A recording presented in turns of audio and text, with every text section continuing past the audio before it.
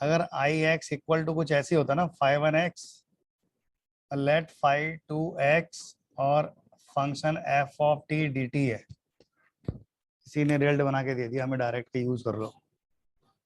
देखा जाए तो ये किस जमाने में बीएससी वेसी के कोर्स में होते हैं, ये इधर तो होते नहीं है, तो डायरेक्टली यूज किया है। तो दो तरीके हैं यार इसको करने के, या तो आई डैश एक्स निकालना है, आई डैश एक्स का मतलब डेरिवेटिव फाइंड करना है, यही है ना। अगर डेरिवेटिव फाइंड कितने आगे भाई, डेरिवेटिव फाइंड करना है तो डेरिवेटिव या तो तरीका सीधा पहले इंटीग्रेट कर लो, फंक्शन दे रखा है लोअर लिमिट अपर लिमिट जो भी दे रखी है, आप सीधा इंटीग्रेट मार दो, या फिर इसका डायरेक्ट हमें कोई बता के चला गया कि इससे सीधा ही आप डिफ्रेंशिएट कर लो।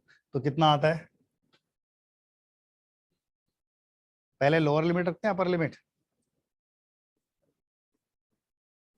5 2x इंटू 5 2 - x, मतलब जो फंक्शन है वो यहाँ पे आ गया है ना, इंटू उसका डेरिवेटिव है, माइनस सेम अब लोअर जो भी फंक्शन है कांस्टेंट। अब 5 1 5 2 क्या फंक्शन ऑफ एक्स या कांस्टेंट कुछ भी हो सकते हैं, ये है ना। यहाँ पे जो तुम्हारा 5 1 and 5 2 are function of x, और भाई ये कांस्टेंट भी हो सकते हैं, ऐसा कुछ नहीं है, दोनों कांस्टेंट है फिर तो करने जरूरी नहीं है ना, डेरिवेटिव फिर तो जीरो हो जाएगा। तो मोस्टली क्या फंक्शन ऑफ एक्स, मतलब एक तो होगा ही होगा, तभी हमें फायदा है, तभी मिलेगा हमें इंटीग्रेशन, ठीक है ना। तो दूसरे में क्या था ये कि आप ये डायरेक्ट रख दो 5 1x इंटू इसका डेरिवेटिव, है ना, यही होता है। और इसका यूज कुछ नहीं है हमारे लिए, तो यूज इसका थोड़ा लिमिट में यूज हो जाता है, लिमिट x टेंड्स टू 0 है। किया है कोई क्वेश्चन, छोटा सा क्वेश्चन देख बोलो कोई हो तो।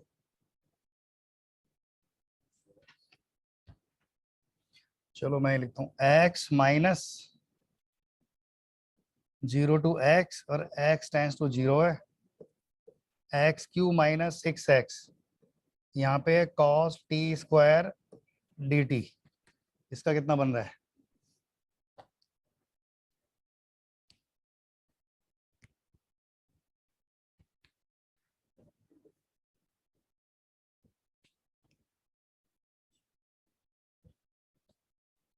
क्या हुआ है, x माइनस 0 to x है,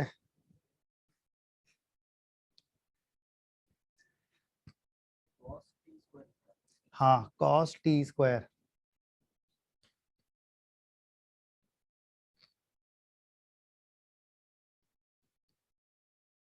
इसको x³ कर लेते हैं ना सीधा ही,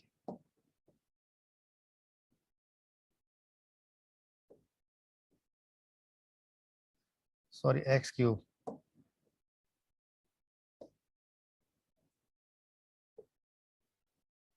कितना है,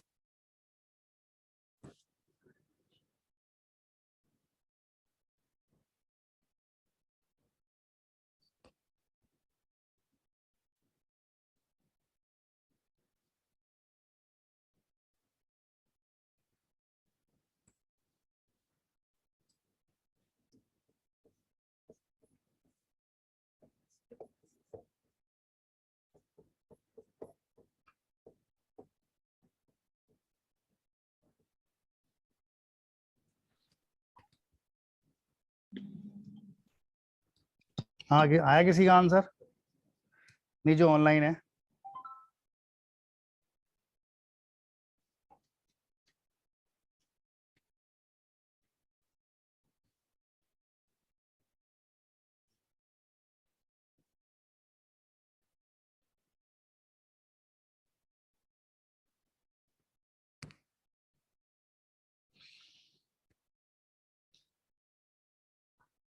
जल्दी रिवाइज करो यार, खत्म कर दो।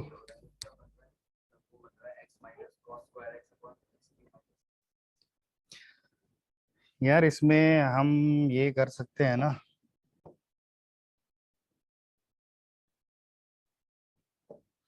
इसमें देखो एक्स को इसमें डायरेक्ट ही डालें तो 0/0 फॉर्म तो बन ही रहा है ना, जैसे 0/0 फॉर्म बनेगा अपने पास तरीका क्या आता है, सीधा डायरेक्ट एल हॉस्पिटल रूल, है ना।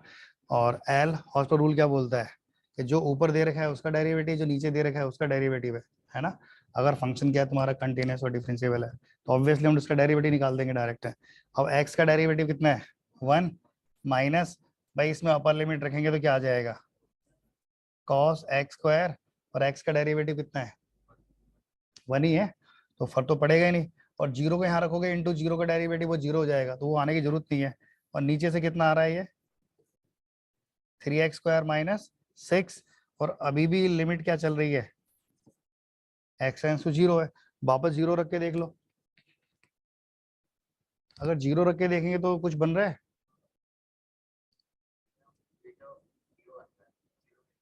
इसका तो आंसर ही जीरो हो जाएगा, है ना। क्योंकि x को जीरो डालेंगे cos जीरो कितना होता है 1 होता है, 1 माइनस 1, और नीचे माइनस का 6 आ रहा है, तो ये तो डी जीरो ही आ रहा है, ये है ना। वैसे भी अगर जबरदस्ती की माथापच्ची भी करनी होती, जबरदस्ती की माथापच्ची है, अगर इसको अपन 1 को ब्रेक करते तो क्या लिखते ज्यादा से ज्यादा, मतलब 1 को हटाना होता तो 2 sine square x square by 2, मतलब cos टू थीटा का फॉर्मूला लगा दिया ना, तो ये होता। और अपॉन में कितना है भाई 3x स्क्वायर है। अब मुझे यहाँ पे x स्क्वायर है, तो देखो ऊपर नीचे पहले तो x स्क्वायर से ऊपर नीचे मल्टीप्लाई करना पड़ेगा, भाई मुझे ये फॉर्मूला बनाना है ना। अब sine x by two upon x by two की लिमिट कितनी होगी 1 होगी ना, अगर x टेंस टू जीरो। अब यहाँ पे क्या है ऑलरेडी x स्क्वायर है, तो यहाँ पे x स्क्वायर है, अब नीचे कितना बाय टू नहीं बाय 4 लाना पड़ेगा।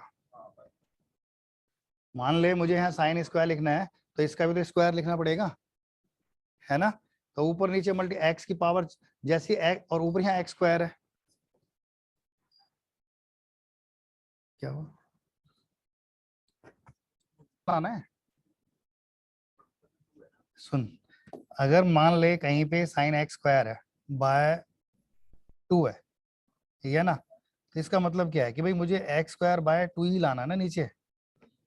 अगर यहाँ पे स्क्वायर होता साइन का,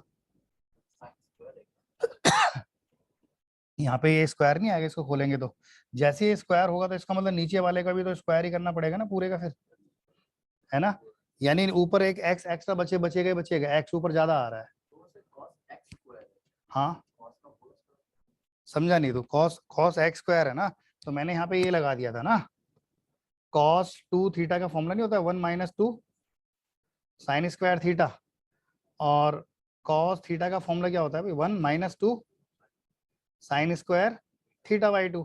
अगर थीटा को ही तू कितना ले ले अब एक्स स्क्वायर ले ले, तो 1 minus 2 sine square x square by 2 अपन को लिखना पड़ेगा ना, है ना। अब ये 1 तो उस 1 से गायब हो जाएगा, ये माइनस वाला क्या प्लस हो जाएगा तुम्हारा।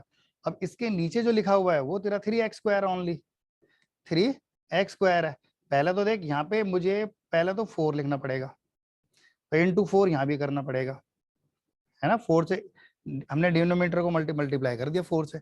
अभी भी क्या गड़बड़ हो रही है कि यहाँ पे देख ये साइन स्क्वायर है ना।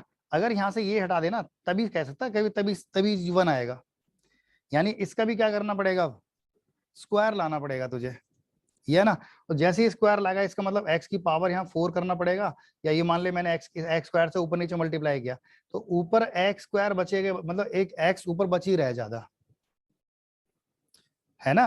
भाई नीचे से x हट जाएंगे सारे, ऊपर x एक्स्ट्रा बचेगा ज्यादा, और x तेरा टेंस टू क्या है 0, तो उसकी वैल्यू कितनी आएगी 0 ही आ जाएगा। ये तो पड़ी हुई चीजें, इसमें लगा के देखो।